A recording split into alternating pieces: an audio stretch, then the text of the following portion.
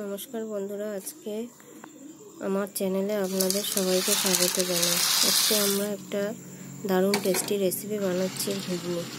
তার জন্য প্রথমে মটরের বুটটাকে জলে ভিজিয়ে রাখতে হবে। 7-8 ঘন্টা ভিজিয়ে রাখলেই হয়, কিন্তু আমি সারা রাতই ভিজিয়ে রেখেছি। ভিজিয়ে রাখার পরে সকালবেলা ভালো করে পরিষ্কার করে ধুয়ে নিয়েছি। নিয়ে তারপর বুটটাকে প্রেসার কুকারের মধ্যে দিয়েছি সেদ্ধ করতে। এর জন্য আমাদের মশলা লাগবে পেঁয়াজ কুচি, আদা বাটা, রসুন বাটা, শুকনো লঙ্কা, তেজপাতা ফোড়নের জন্যে, আর লাগবে জিরের গুঁড়ো, ধনের গুঁড়ো, আর শুকনো লঙ্কার গুঁড়ো, আর গরম মশলার গুঁড়ো। আর ঘুগনিতে দেওয়ার জন্য লাগবে আলু, ছোটো ছোটো টুকরো করে কাটা। আলুটাকে আমরা ছোটো টুকরো করে কেটে নিয়েছি। নিয়ে তারপর আলুটা সরষের তেলের মধ্যে ভালো করে লাল লাল করে ভেজে নিয়েছি। আলু ভাজার মধ্যে একটু লবণ ও হলুদ গুঁড়ো দিয়েছি। এইভাবে আলুটাকে ভালো করে ভেজে নিয়েছি।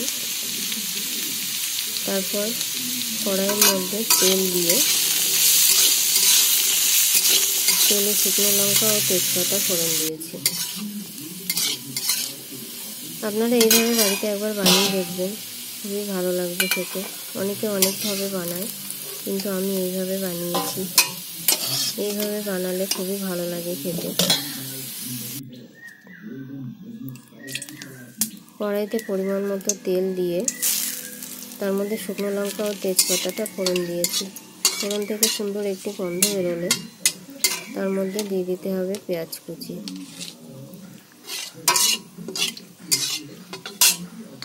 আমি নতুন চ্যানেলটা বানিয়েছি, আপনাদের যদি ভালো লাগে প্লিজ একটা লাইক ও সাবস্ক্রাইব করবেন। সবাই আমার পাশে থাকবেন, আমার ভিডিওগুলো পুরোটা দেখবেন। আশা করি আপনাদের ভালো লাগবে। পেঁয়াজটা ভালো করে লাল লাল করে ভেজে নিয়ে তার মধ্যে রসুন বাটাটা দিয়ে দিতে হবে।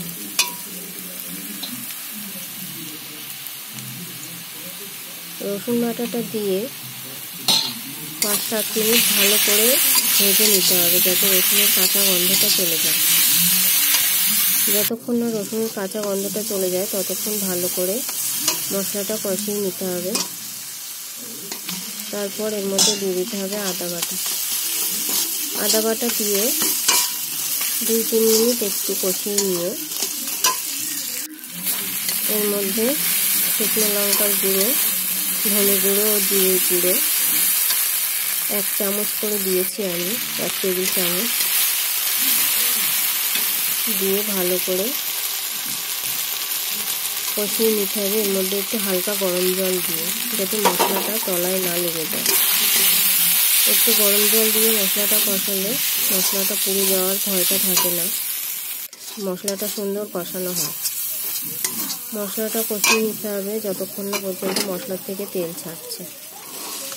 তারপর ওর মধ্যে দিয়ে দিতে হবে বুটগুলি। বুটগুলি দিয়ে আমি 5-7 মিনিট ভালো করে কষিয়ে নিয়েছি। ভালো করে 5-7 মিনিট কষিয়ে নেওয়ার পরে তারপরে আমি এর মধ্যে ভাজা আলুগুলো দিয়ে দিয়েছি। ভাজা আলুগুলো দিয়ে আমি আরও 4-5 মিনিট কষিয়ে নিয়েছি। রান্নাটা যত ভালো করে কষাবেন ততই ভালো লাগবে খেতে। এর মধ্যে মাঝে মধ্যে একটু হালকা গরম জল অল্প অল্প করে দিয়ে ভালো করে কষিয়ে নিয়েছি, যাতে বুট আলুটা তলায় না লেগে যায়।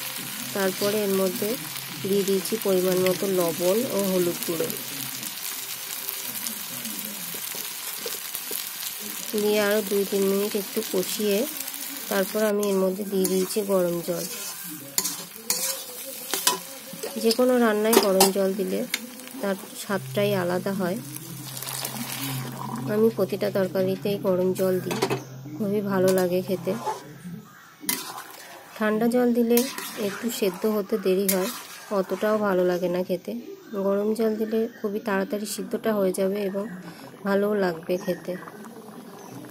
গরম জল দেওয়ার পরে ভালো করে ফুটিয়ে নিয়ে ভালো করে ঘুগনিটা যখন বসা বসা মতো হয়ে গেছে তখন আমি বন্ধ করে দিয়েছি। ভালোভাবে দেখুন ঘুগনিটা খুব সুন্দর বসা বসা হয়ে গেছে। তারপর এর মধ্যে দিয়ে দিয়েছি আমি গরম মশলার গুঁড়ো। গরম মশলার গুঁড়ো দিয়ে আমি ভালো করে ঢেকে রেখেছি 2-3 মিনিট মতো। একদম সম্পূর্ণ রেডি হয়ে গেছে আমাদের ঘুগনি। দারুণ খেতে হয়েছিল, আপনারা প্লিজ একবার বানাবেন।